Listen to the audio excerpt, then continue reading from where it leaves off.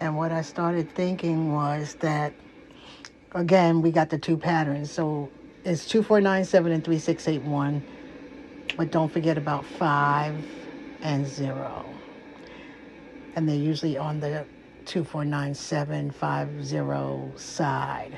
But just remember, it still makes the number line, which is 0, 1, 2, 3, 4, 5, 6, 7, 8, 9. So you're either on one side or the other.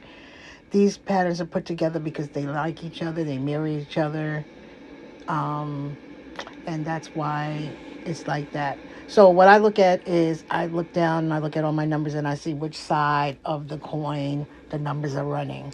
So right now I see that 534 came from the 3681 side, and I see 697 really could go on both sides because there's a 6 on the 3681 and there's a 97 on the left side. 2497 really does run the board, but 3681 has its moments.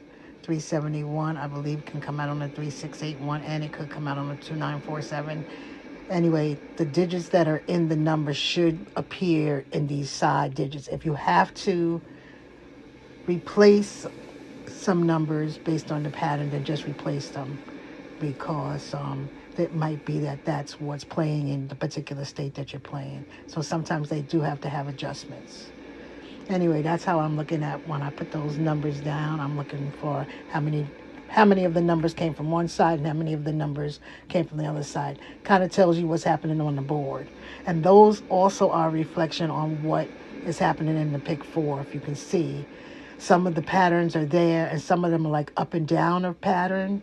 But if you laid that pattern out and you went up and down based on the game, you would see the game in those patterns.